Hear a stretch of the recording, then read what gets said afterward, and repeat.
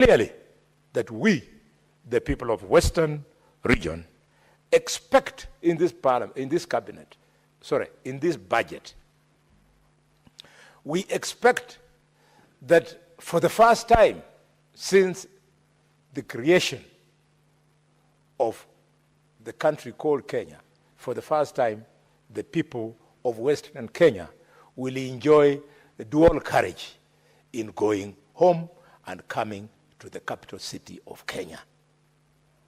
We expect, Mr. Speaker, a dual carriage from Nairobi to Nakuru to Mau Summit. Mr. Speaker, at that point, we expect that dual carriage to go into 2 branches, one branch to go to Kericho, and Kericho to Kisumu, and Kisumu to Kakamega, and Kakamega to join the other branch at Kabarengu in Webuye. And this other one, Mr. Speaker, because they might not know where we want the road to go through, I'm defining to them the other dual carriage.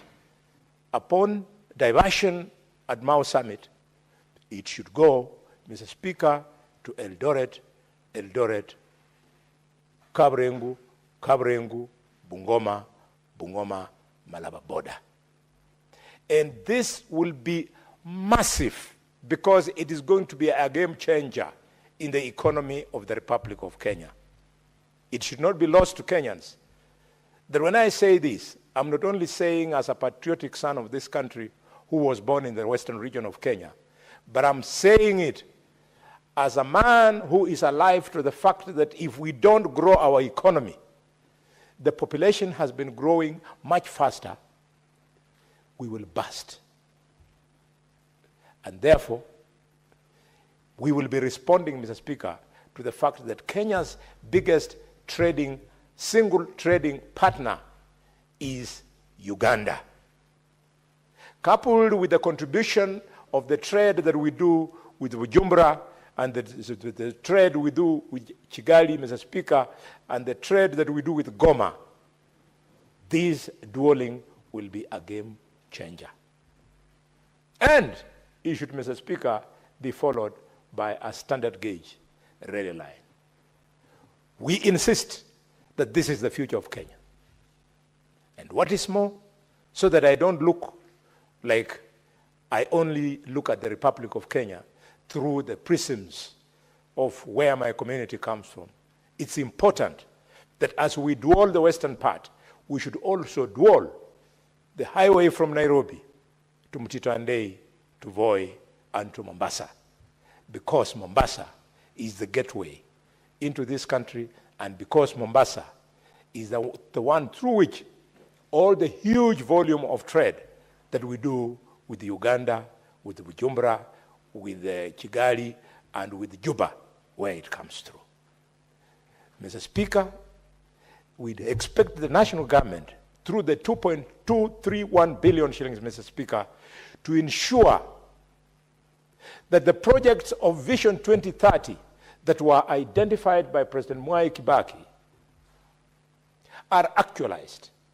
There is the critical project of LAPSET, the Lamu project, creating that port, Mr. Speaker.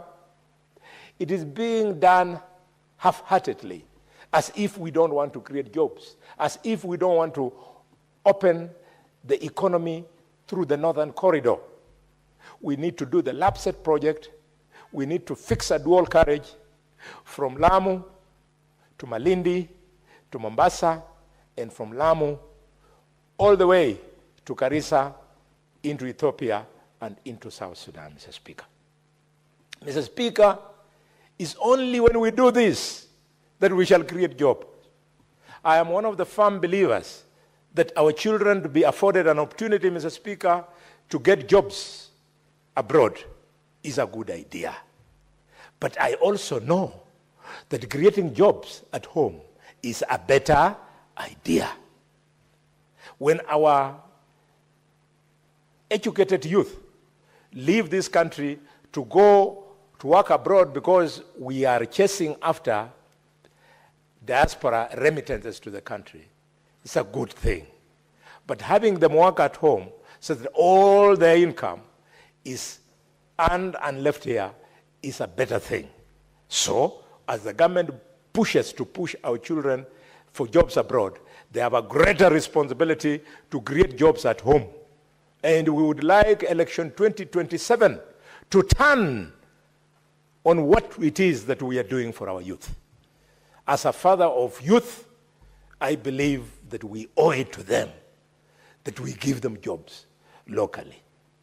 I have some of the top young professionals in my family, and I wouldn't want such a brilliant children not to work for the Republic of Kenya.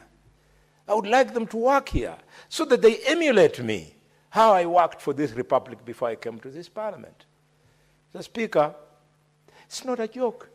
It is not by accident that the United States is ahead, that China is chasing them, that India is chasing them. It is because, Mr. Speaker, these three countries, they make sure the best of their best work at home.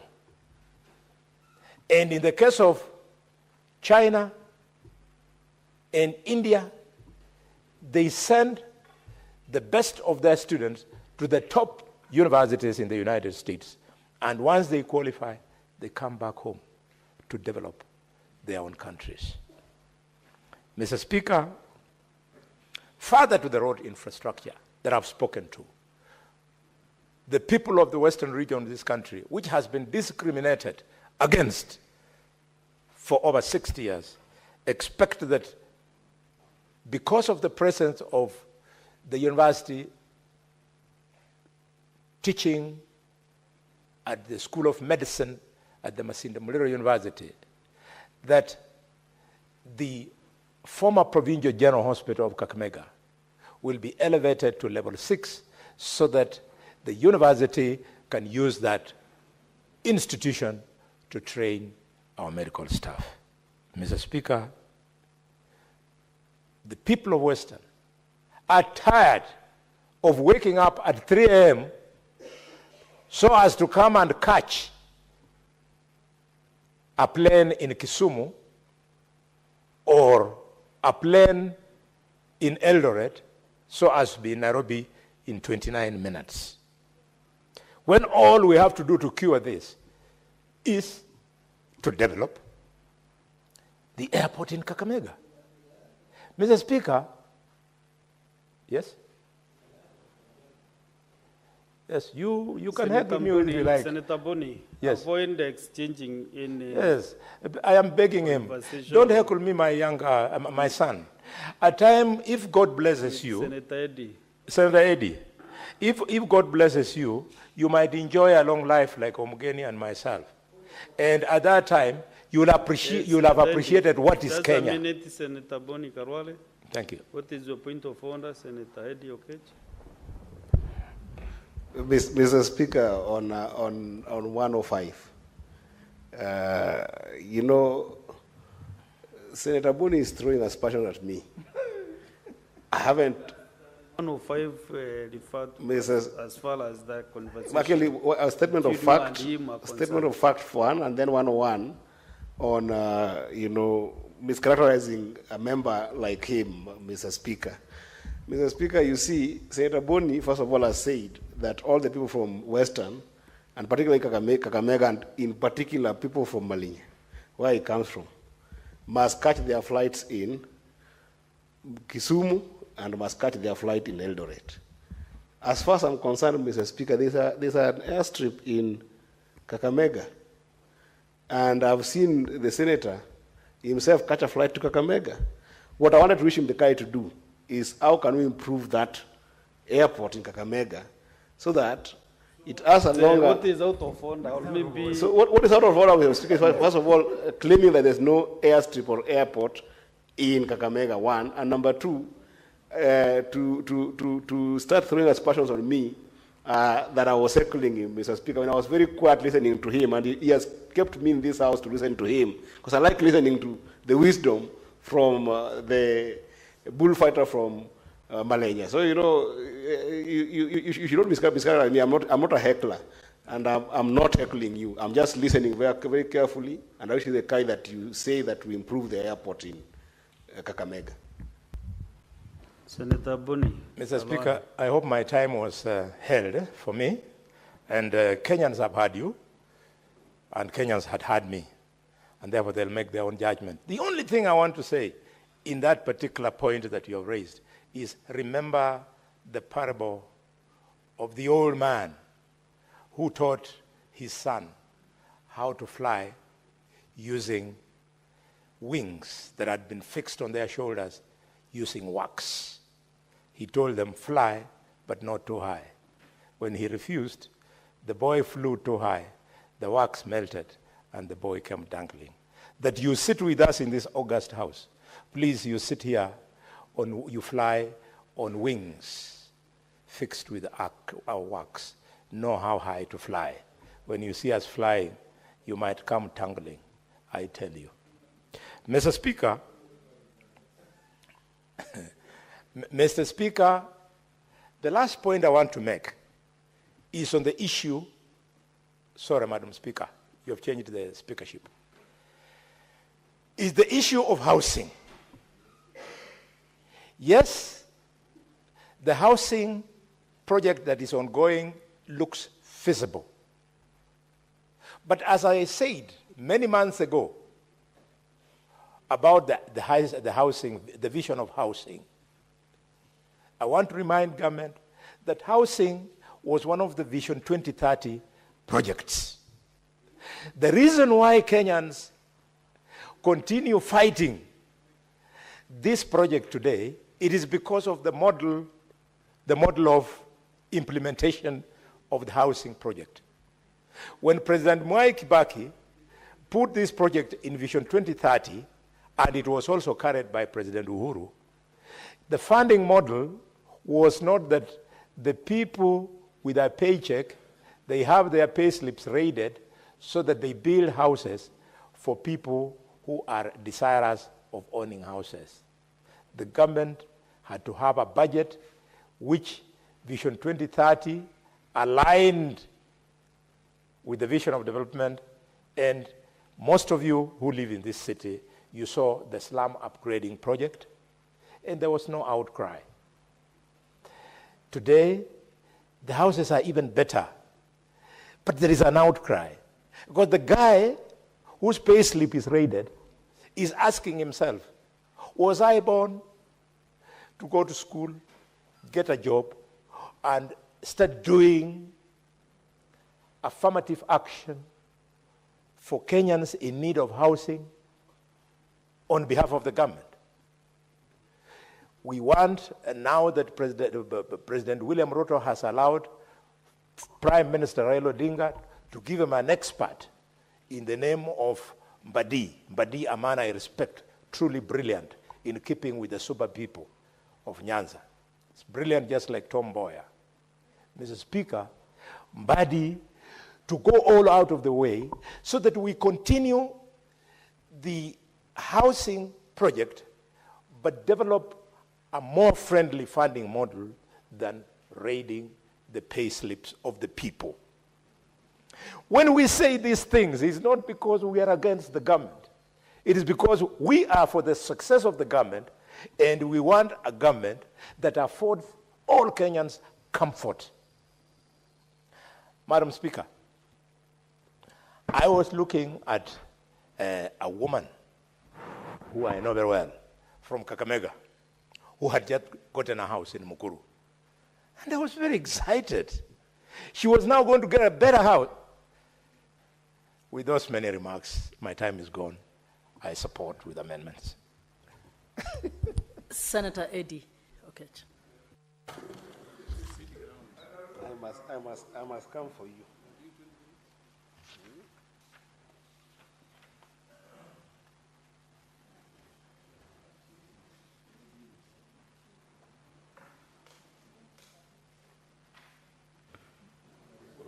I thank you, Madam Speaker, for this opportunity to also share some thoughts here on this Division of Revenue Bill 2025 which is essentially a vertical share of our national resources.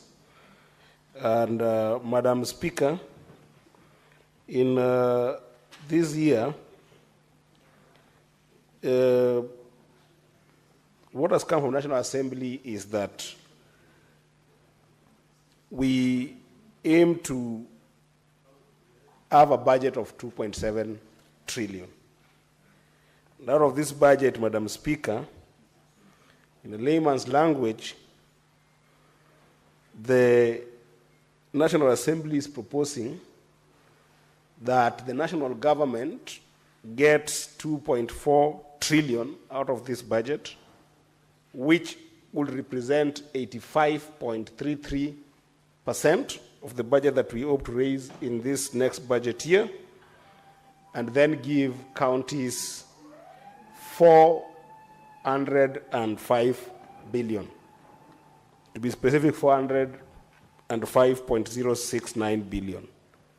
That, Madam Speaker, would represent 14.28% of the total budget that we hope to raise.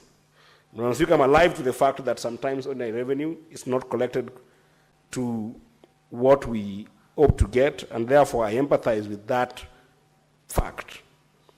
However, Madam Speaker, the requirements of Article 203, Madam Speaker, is about equitable share of these national resources, Madam Speaker. That equitable share, Madam Speaker, does require, therefore, that when sharing this revenue, then it behooves the National Treasury, which, Madam Speaker, I've said a time without number in this House, that I wish that the National Treasury was independent, to view the national government as different and county government as different, and then be a fair avenue for sharing resources. Because, Madam Speaker, it behooves the National Treasury to ask itself, is this sharing formula that's proposed here, the vertical share, equitable? And how will you know that it's equitable? Madam Speaker, the element of equity will come when you revisit Schedule 4 of the Constitution. Because Schedule 4 of the Constitution, Madam Speaker, does align resources to functions. And those functions, Madam Speaker, are clearly stipulated to the extent that they are national functions of government and they are county functions of governance. And Madam Speaker, time without number, that idea of equitable share is elusive to the country because we do not cost those functions. And Madam Speaker, when the CS for Finance showed up before the Finance Committee, me being a member there together with the previous speaker, the good senator from Kakamega, Senator Boni, although he likes seeing me as is more of his son's age mate than a legislator in this house, but he will remember that I told the CS that there are things that if you do, then you borderline underfunding counties, but there are those that if you do, then you are defunding counties. And I think that those two distinctions are still very elusive to the National Treasury. Because, Madam Speaker, the desire of this House, having looked at the stress that counties face with regards to the functions that counties have, and not just underfunded, but actually non-funded.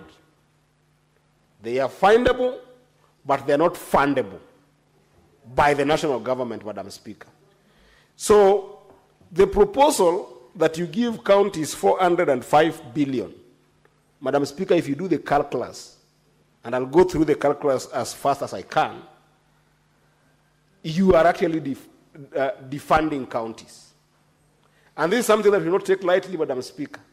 You remember the other day, Madam Speaker, on a lighter note, but on a very serious note, Madam Speaker was thrown out of this House for insisting that the CS for healthcare, for the health system in this country, Madam Speaker, should not tempt to take the payroll of universal healthcare workers to counties without following it with money. Should not even attempt, should not even dream of it.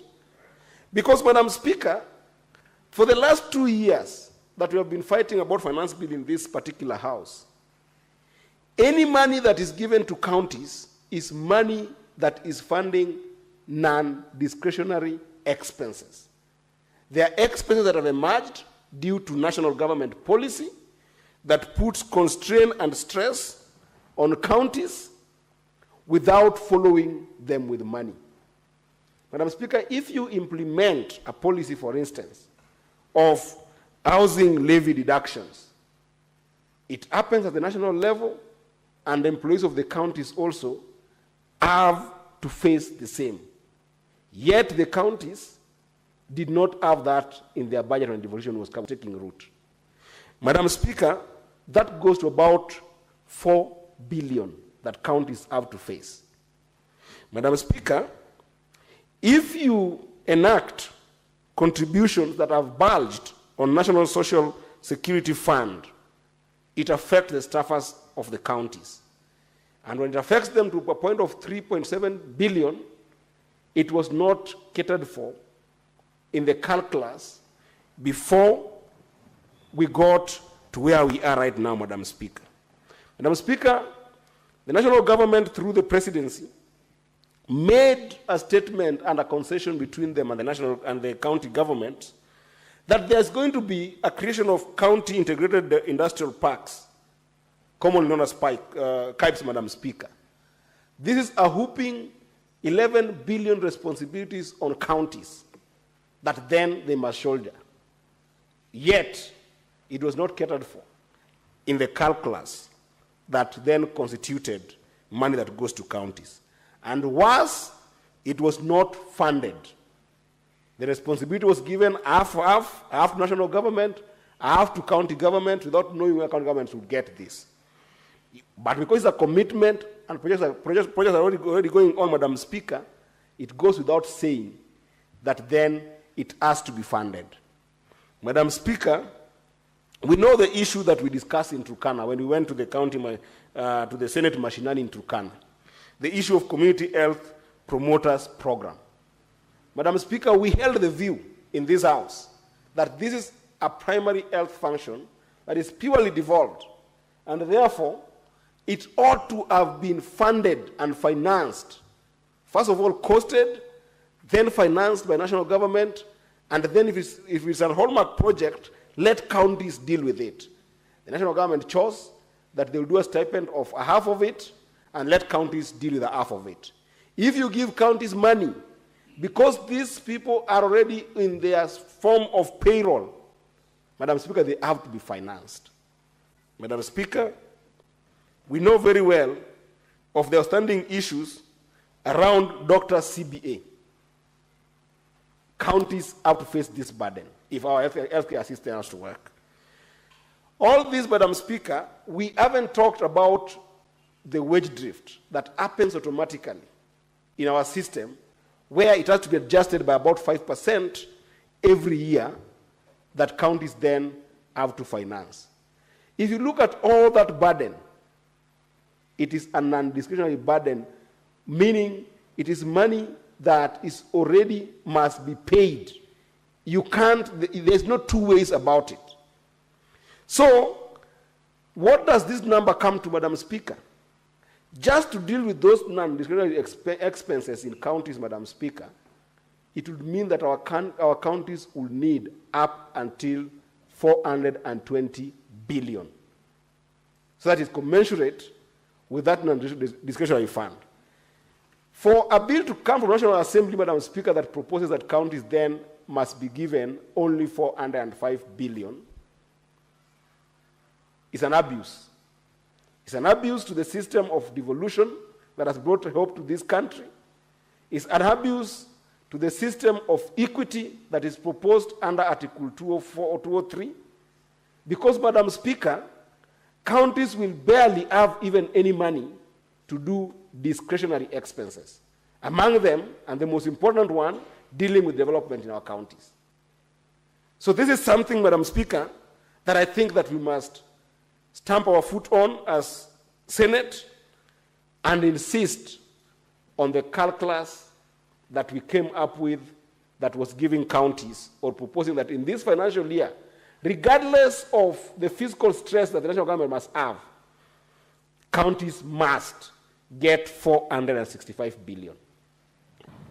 They must, because otherwise, Madam Speaker, you end up running counties that are barely running a cash flow business, where they are only paying for workers, but there is no development. No development ever gets done in counties, Madam Speaker. And when there's no development projects in counties, Madam Speaker, it goes without saying that there's no money circulation. There's no money revolving in our counties, Madam Speaker. The second calculus, Madam Speaker, that I wanted to emphasize on is this courage. I don't know where the National Assembly gets this courage from. That you can be sent by the people of Kenya from your respective constituency to go and do your role in Parliament. And one of those roles, Madam Speaker, is simply to approve audited reports sent to you by the Auditor General. Simple job. Go, scan through, scrutinize, read, understand what the Auditor General has talked about in the previous year's financial statements about our entire country, and approve or disapprove it. Then, Madam Speaker, the National Assembly of Kenya, the last audited report that they have gotten time to approve is the audited report of the financial year 2020-2021.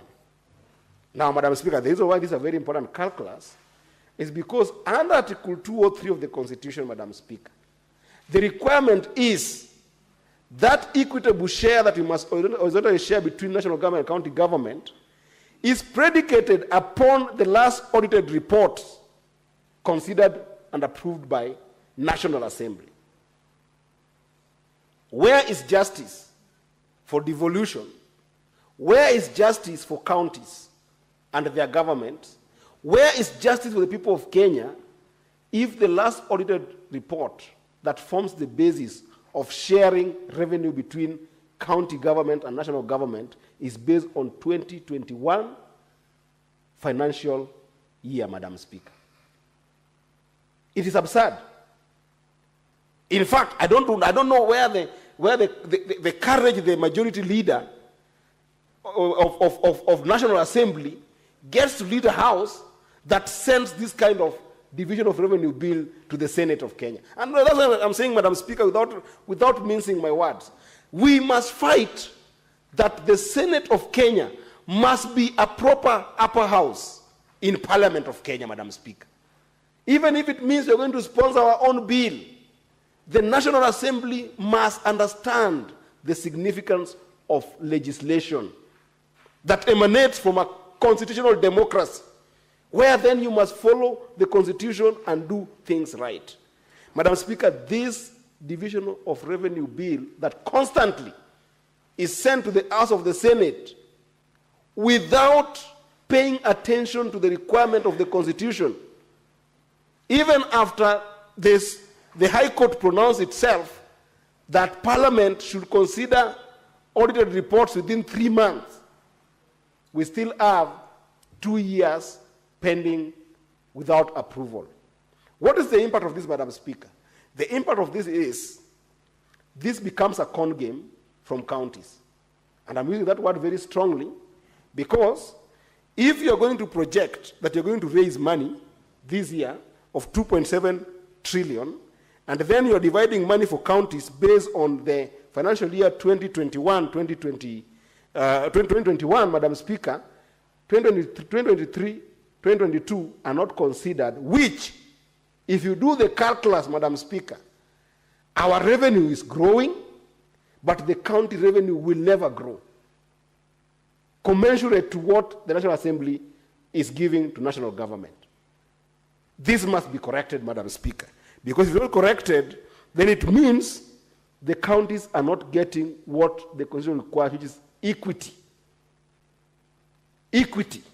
Equity is the word, Madam Speaker. There is no way you can raise 2.7 billion, adjusted to inflation, and then you give the national government 85% of that money because there is augmented reasoning around ordinary financial, Madam Speaker. We must insist in this House, and I want to wish the majority leader and the majority whip the courage. If they cannot confront their counterparts in the National Assembly by day, they must confront them by night and have this conversation around audited reports. Because, Madam Speaker, if we use the latest audited report, counties should be able to get actually 470 billion from this. 470 billion. If you look at the last audited report, if they were approved as they are from last year. So, Madam Speaker, this is a very pertinent issue that I wanted to stress on. And as I finish, Madam Speaker, I think it is very important that I mention, Madam Speaker, that one of the amendments that cannot miss is the money that goes to the Equalization Fund, Madam Speaker.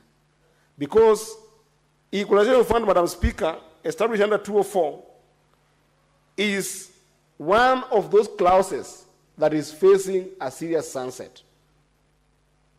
And, Madam Speaker, the monies that are owed for the Equalization Fund, apart from the fact that it will be 20 years gone without being able to make remedy of section paper number 10 of 1965, where counties did not get proper adjustments in terms of the roads, water, and electricity that was envisioned by that particular article, Madam Speaker, there is an agency, Madam Speaker, in terms of making sure that that money works. If, Madam Speaker, you allocated money for these counties to do roads, to do electricity, to give water in 2013, and it was not given, and the national government owes that money to counties up to date, Madam Speaker, what is the value of that money now compared to if it had been released in 2013?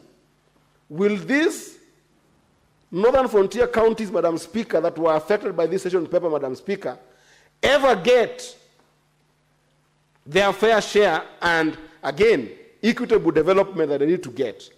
I doubt, Madam Speaker, because the value of money keeps on adjusting. And, Madam Speaker, because CRA under Article 116 and 117 has been given the mandate to help restructure conversation around Equalization Fund, Madam Speaker, there are some pockets of communities that equally face some form of marginalization, Madam Speaker. For instance, where I come from, the people of Kuria, if you go to a place like Komosoko Nyamusense, the people of Kuria have faced serious marginalization. If you come to Nyatike, sub-county, the people of Muuru Bay have faced some form of marginalization.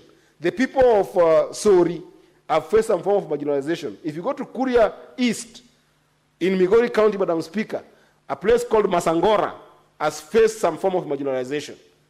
And in its wisdom, CRA saw that they should be included in this Equalization Fund, Madam Speaker. And I know that up to over 34 counties, including where my good senator from Kakamega comes from, there are some places, Madam Speaker, that people still live in pathetic areas, pathetic lifestyle, without basic human needs: water, roads, electricity. Yet, Madam Speaker, this is becoming a strategic debt, and I'm saying strategic because the national government has constantly secluded this fund and never given to counties, Madam Speaker. So this Equalization Fund must go back to counties, Madam Speaker. I know that my time is much spent, but I want to support that with this report the way it is. We support the report, but look at those amendments. Senator Karen Nyama.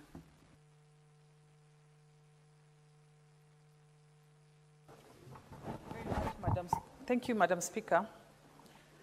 The Division of Revenue Bill is a requirement of Article 218 of the Constitution, and the main operative word for this bill is equity. And its purpose is to divide or allocate funds from the national government between the two levels of government for continuity of services and the programs at both levels.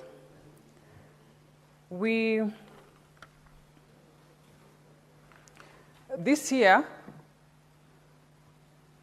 the allocation of revenue has dipped, to the county specifically, has dipped from 10.4% in 2024-2025 financial year to 9.3% in 2025-2026 financial year. And the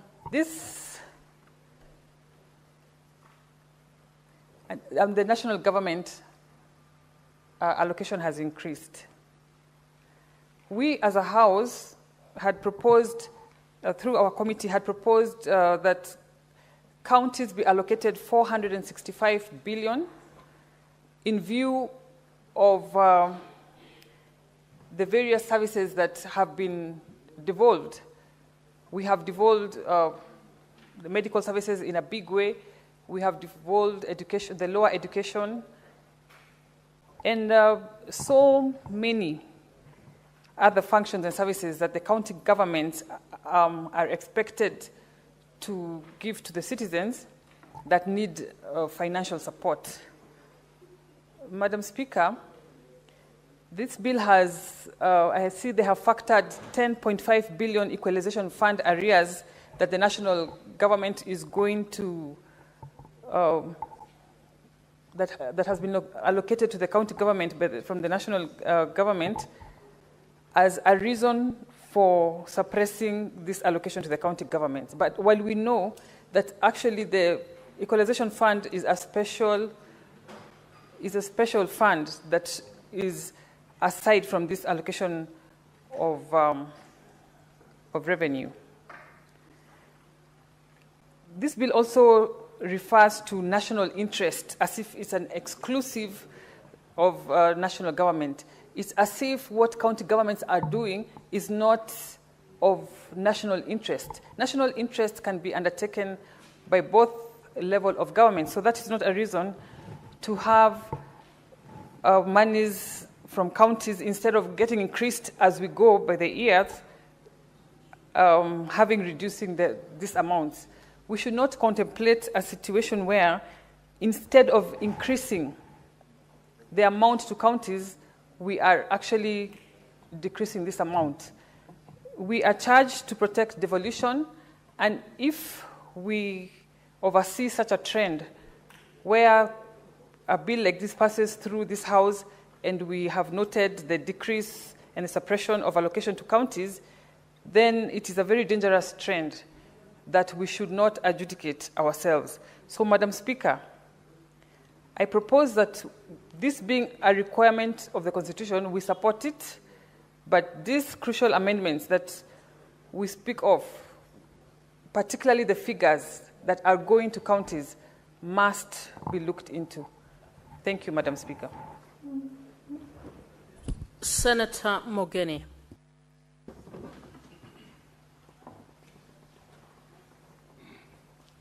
Thank you, Madam Speaker, for the opportunity to also make my contribution to the Division of Revenue Bill 2025.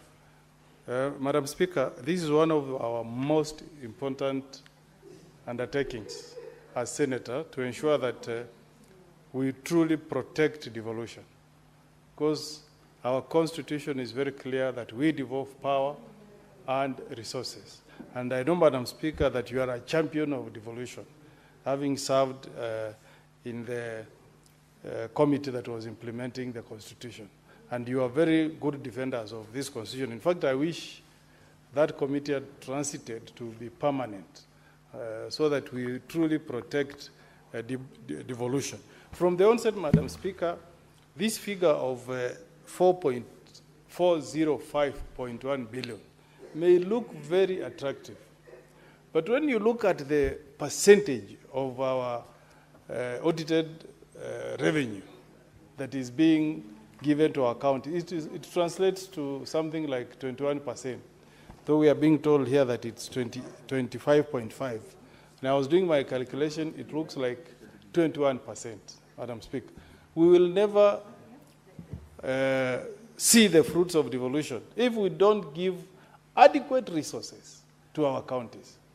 Because what we'll be doing, Madam Speaker, is just making our counties employment bureaus, where the resources that we send to our counties will be used purely for payment of salaries and overhead expenses, and then some little balance that remains is used to just put marams in our roads. True devolution, Madam Speaker, the way I look at it, true devolution should mean that the people of Nyamira should not think of coming to Nairobi to seek treatment. They should have hospitals all the way from level 2 to a level 5 hospital where they can be attended to, get the best Medicare possible, Madam Speaker. And if SHA was working, and I heard a senator here saying that SHA is working, but I want to tell you, Madam Speaker, as somebody who spends time with my people on the ground, SHA is very problematic. In fact, many Kenyans are crying and asking questions why we shifted them from NHIF to SHA that is not being accepted in many hospitals, including issues of technology. Those want to, benefit from SHA, log in, they wait some the whole day, they go back to their homes. Some try to go to private hospitals. They are told, no, SHA only works in public hospitals. They go to public hospitals. There are no drugs, Madam Speaker. We're really being very unsympathetic to our people, especially the people who are down at our villages, Madam Speaker. Because us, we are lucky. We have our medical insurance. Our staff have medical insurance. They can get treatment in all our private hospitals. But what about the person in the village? My aunt who has remained in Nyamira, my cousin in Nyamira, the person who voted for me back in Nyamira, Madam Speaker. This thing is still not working. So I plead to our governors to make our hospitals functional, Madam Speaker, so that anybody seeking medical help from a public hospital can go to a public hospital, be attended to as a one, stopover, so that you get consultation, you get prescription for your drugs. If there is an X-ray, you do it there, and then you go home, Madam Speaker, with medicine. But this idea of you go to Keroka Health Center or Nyamira Referral Hospital, you are attended, and then finally you are told, go and buy your medicine from a private chemist. It's not fair at all, Madam Speaker. So I hope as we year in, year out, pass the Division of Revenue Bill, send money to our counties, it can transform the lives of our people down at the county level, Madam Speaker. We want to see our counties becoming attractive, Madam Speaker, so that investors can pitch camp in Nyamira and do business there, Madam Speaker. I want to see value addition.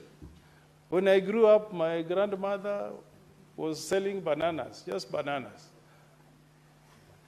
12 years into devolution, I have not seen value addition, Madam Speaker. There's a time I was being told Nyamira will produce some wine made from bananas. I haven't seen it in any supermarket as we speak today. I was told Nyamira will produce banana crisps. I haven't seen banana crisps in any of our supermarkets.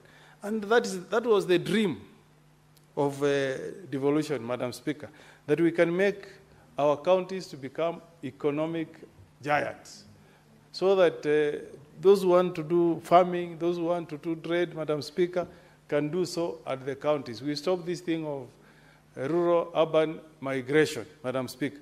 And then we need fairness, Madam Speaker. I'm being taxed for affordable housing. I pay tax. The people of Nyamira are paying tax. Today they watched a project being launched in Mukuru, Kwanjenga, but we don't have an affordable housing project in the county of Nyamira, Madam Speaker.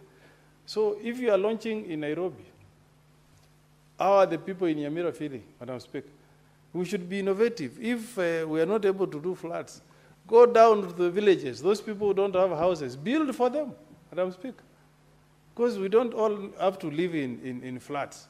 If the people in Nairobi are happy to live in flats, go to Nyamira and look at the houses of the poor of the poorest, in grass homes. Build for them homes, Madam Speaker. Build 100, and then go and launch them, Majority Leader. That will be my wish for my people, Madam Speaker. Because we may not all want to live in skyscrapers. The skyscrapers, our New York of Nairobi, our New York is Nairobi City. But back at counties, that's what we should do. When we was in Gishu, I had an engagement with youths in Ziwa. There's a place called Ziwa. I think one of them is called Joel. A guy is called Joel. We were in Ziwa Hospital. A very nice facility, by the way. And Joel told me, you people at the Senate, when you talk in the Senate, also talk on our needs. And he told me they have problems with SHA. SHA is not being accepted in their private hospitals in Eldoret.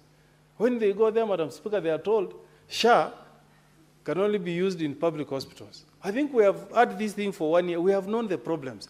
Let us now respond to the challenges that SHA is facing.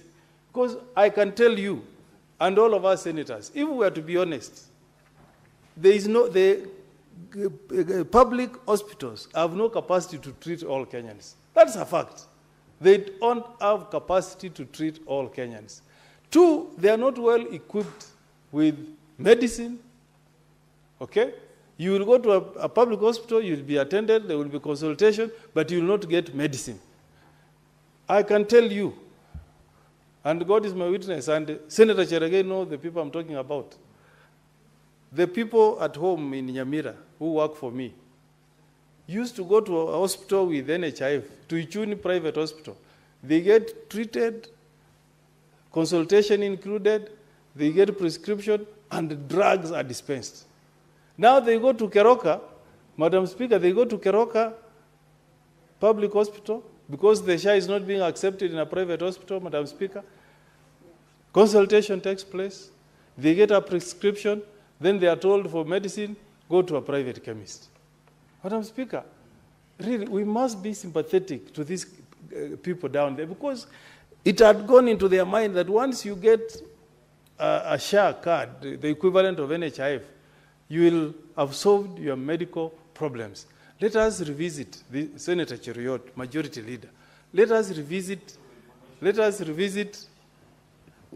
As you inform me, these people are watching you and you greeted them, you even took a photo with them. Mr. Speaker, I don't know whether it is for lack of adequate information that Senator Omogeni is pursuing a certain point, stating that SHA does not pay for citizens when they go to private hospitals. That is not accurate, Senator Omogeni. Private hospitals, just like public hospitals as well, need to enlist. If you check on the website of SHA, there is a list of public institutions and private institutions that have so far enlisted. And when you go there and present your card, it will certainly be accepted, subject to all these other conditions that you know of any insurance card. Just like you have an insurance card, this one of Parliament. You cannot go to any facility. We normally authorize with certain institutions, especially for speciality. I thought maybe what you can do, Senator Omogeni, to help your constituents is to seek an engagement as their representative with them to know which are the private institutions in Nyamira County that have already enlisted, where citizens can go and get these services. If you struggle with that, I am willing to assist you so that you get that particular list. And I think that is information that is publicly available. So I thought probably if for one reason or the other, Senator Omogeni didn't have that information, it will be important to know, because it is not true that SHA is not accepted in private institutions. I'm sure you've seen something called RUPA, Senator Omogeni, Rural Private Hospitals Association, which used to have a tiff with SHA towards the end of last year, because they were saying we need to be cleared our bills for previously. That noise has since gone down. So they help your constituents, Senator Mogeni. Senator Mogeni. Thank you, Madam Speaker. It's good to be informed by my neighbor in Kericho, but it's also good to really put the facts on record that that issue of registration itself is a problem. Most of these private hospitals have not been enlisted, the ones down at the villages. And you have, Madam Speaker, you have seen press releases by private hospitals giving ultimatum to SHA to pay their pending bills and all this. You see what happens at the end of the day, Madam Speaker? The pain is borne by the consumers of the service, Madam Speaker. So I'm raising this issue on behalf of the residents of Nyamira, and including that friend I found in Ziwa called Joel Yego, who sent me to come and speak on his behalf. And I want to be like a good citizen of this country. That he sent me, and if he gets a chance to watch this debate, he will see that Senator Mogeni is an honest man. He went to Nairobi and raised this matter. My proposal is that perhaps the Senate may consider at some stage to set up an ad hoc committee to evaluate the challenges that Kenyans are facing on accessing services using the SHA card. The intention is good, Senator Cheriot, but unless the people are getting that service to satisfaction, then they will always tell you this thing is not right, this thing is not working. And the other part of the blame is actually on the counties themselves, because there are many challenges in terms of ensuring that our hospitals are well stocked with drugs. That's a major problem. In most county hospitals, Madam Speaker, especially from Nyamira, where I come from, you go to a county hospital, you'll be attended to, but you will not get drugs. So part of the blame squarely lies with our governors. I don't know whether the problem will end if we increase the allocations to counties to 45%. But again, to be honest, governors have very few ambassadors out here because of the way they utilize the resources that are sent to our counties. There is always a tendency of trying to channel resources to employment. You look at the audited accounts, Madam Speaker, most counties have overshot the ceiling in the PFM Act. Some are doing, we were looking at an account the other day that is doing 62% instead of channeling more resources to development. Then, Madam Speaker, on the other hand, let's also speak about national government, because there is a lot of money that remains with the national government, a lot. And I hope when this administration does a construction of the railway line to Kisumu, it will pass through Nyamira to serve the people of Kisii region. The plan has always been, Madam Speaker, that train will have a stopover at Ikonge in North Mogrango. But of late we are hearing rumors, Madam Speaker, that there is a plan to divert that stop to go to our neighboring county and leave the people of Nyamira out. Madam Speaker, that region has coffee farmers, that region has tea farmers, that region has farmers that supply this city with traditional vegetables. I don't know how to call the vegetables in English, but sageti, manogu. The sageti and manogu you consume in Nairobi, the bulk of it comes from Nyamira, from Kisii. So if you put that stopover in Ikonge, you will make life easy for farmers, for traders, so that you be fair to the people of Gusii region, as well as being fair to the people of Nyanza region. And I'm sure there will be a stopover either in Kericho or Bomet, I don't know, and then in Narok. Then you would have served all those counties. But anything other than that, Madam Speaker, will be a very big injustice to the people of Nyamira. I also hope that as we share this revenue, Madam Speaker, we also want to enjoy our lives as we travel to our counties. Last weekend, Madam Speaker, the underpass in this road, that the interchange to Maimayu. Madam Speaker, I don't know whether you have had an opportunity of passing through that road. Under that bridge, we have gullies. Lorries coming from Maimayu, the queue starts down. I don't know what is that junction called, the one that goes to Limuru. Simply because we are unable to repair the potholes in that underpass. Yet, every time I fuel a car, there is tax for road maintenance. Madam Speaker. Every time any Kenyan fuels, especially those ones going to Narok, going to Bomet, going to Kisii, they pay tax. But that road, Madam Speaker, has remained unrepaired for the last 2 years. And we go through that pain every weekend. Anytime you leave Nyamira, some of us who are not well endowed to be Sky Team, you always wonder, will I make it to Nairobi? Senator Kalwale. We always wonder, will I make it to Nairobi?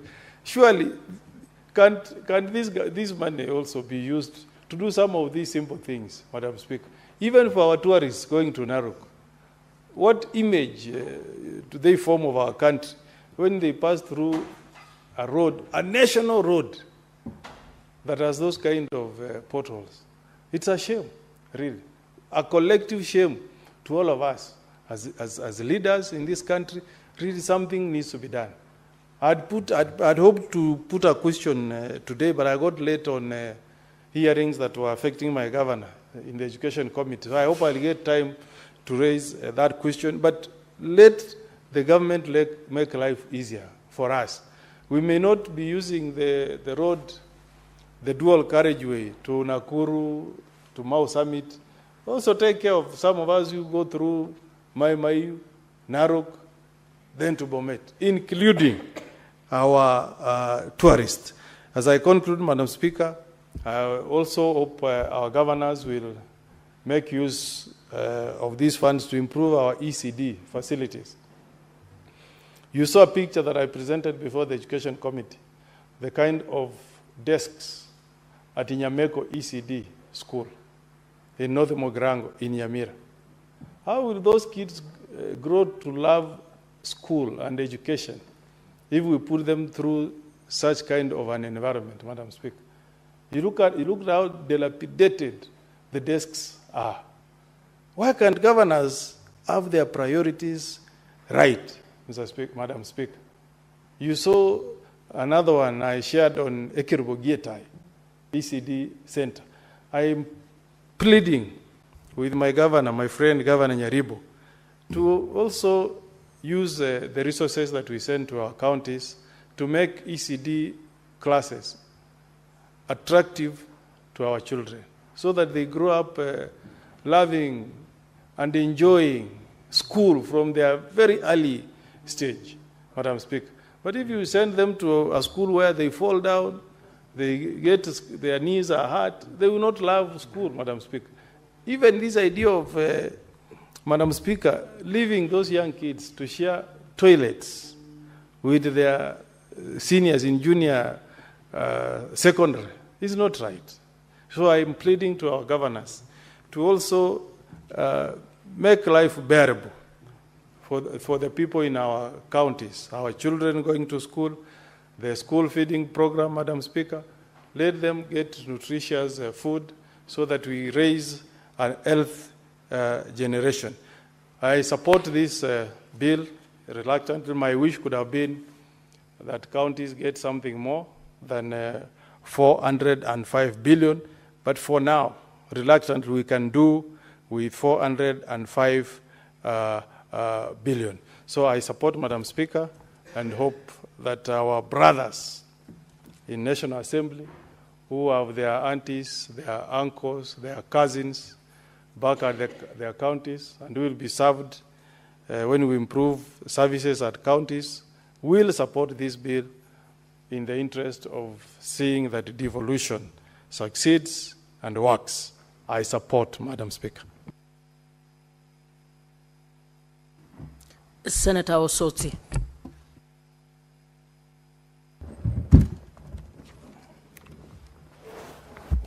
Thank you, Madam Speaker, for the opportunity to also make my comments on the Division of Revenue Bill 2025.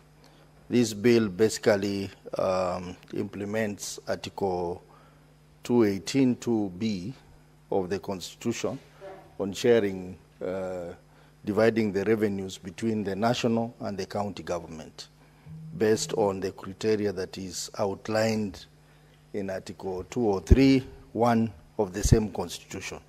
Mr. Speaker, I have keenly read through the report by the Finance and Budget Committee, and one thing that is coming out very clearly, Madam Speaker, is that this bill is unconstitutional. I say that because, Madam Speaker, this Senate sat and passed a budget policy statement. And we said that we would like the county share of revenue to be 465 billion. That seems not to be reflected in this bill, Madam Speaker. So it leaves us wondering why do we have to spend our time discussing the BPS when whatever recommendations that we are going to make, the national government is going to ignore those recommendations when they are proposing a division of revenue between the national government and the county government. We were very clear on 465 billion, Madam Speaker, because of increase in non-discretionary expenditure to the counties. The issue of housing levy, which counties have to bear a burden. The issue of enhanced NSSF contribution. The issue of CHP, community health professionals, promoters, where counties have to bear the counterpart funding. 50%, the issue of doctor CBA, the issue of procurement of medical equipment, and of course the annual wage drift. All these issues informed the decision by the Senate to recommend that the BPS, in the BPS, that we should have an allocation to counties of 465 billion. But this recommendation in this bill is talking of a mere 405.1 billion shillings. That is short of a whopping 60 billion shillings that is supposed to go to the counties based on the BPS. So, Madam Speaker, on that basis alone, this bill is unconstitutional. The second aspect where, Madam Speaker, I think this bill is unconstitutional is that if you look at the projected revenues for 2025-2026, we are talking of 2.84 trillion shillings. And out of this, national government is going to take 2.42 trillion, which is about 85.53%. And the counties will get 405.1 billion, which translates to 14.28%, which is below 15% that is provided for in the Constitution, Madam Speaker. So on that basis alone, Madam Speaker, this bill is unconstitutional. And I would wish that we look at all aspects that are making this bill unconstitutional and rectify that, Madam Speaker. Madam Speaker, having said that, I also want to agree with the Council of Governors that if you look at, we agree that there has been a marginal increase in shareable revenue to counties for the last 5 years. But if you look at it keenly, Madam Speaker, you realize that the aggregated increase in the last 5 years is for counties is 70.9 billion shillings. But for national government is 702.6 billion, which is again below the 15% constitutional mark, Madam Speaker. So there is a lot of disparities in this bill, and therefore I would recommend that as we proceed with this bill, we will be proposing that this figure be increased to either the figure that we had proposed in the BPS of 465 billion, or a higher figure to match the fact that there has been an increase in non-discretionary expenditures like the levies, the enhanced NSSF, the county aggregation and industrial park investment of 250 million per county, the money to CHBs, the doctor, CBA, and medical equipment, Madam Speaker. Madam Speaker, if you also look at the same constitution, Article 229, which provides the issue of audited reports, the court made a ruling that the houses of parliament, that is the National Assembly and the Senate and county assemblies, must process the audited reports within 3 months after they have been submitted by the Auditor General. So that means, Madam Speaker, that the most current audited reports to be applied in this case should be for the financial years 2024-2025. But in this case, Madam Speaker, the financial year being applied here is 2020-2021. That again is unconstitutional based on that ruling of the court, and if that is done, I think, Madam Speaker, we would get a higher share of allocation to the counties, because that is denying counties a lot of money, because we are looking at reports which are actually there are 4 years behind schedule, because we should be talking about 2020, actually 3 years, 2023-2024 financial year, Madam Speaker. Madam Speaker, even the proposal in this bill on how they are going to share equalization fund falls short of the provisions of the Constitution. The equalization fund figure that is proposed here is below the constitutional recommendation on that. But while speaking about equalization fund, Madam Speaker, we are concerned about the delays in transferring money for equalization fund. As we speak now, we have a whooping 2.7 billion shillings that remains in arrears in equalization fund. What is happening, Madam Speaker? We cannot have that huge amount of money in arrears, even as we are talking about allocating more money on equalization fund. So, Madam Speaker, this bill, we must look at it very critically, and if we want to protect the nation in this country.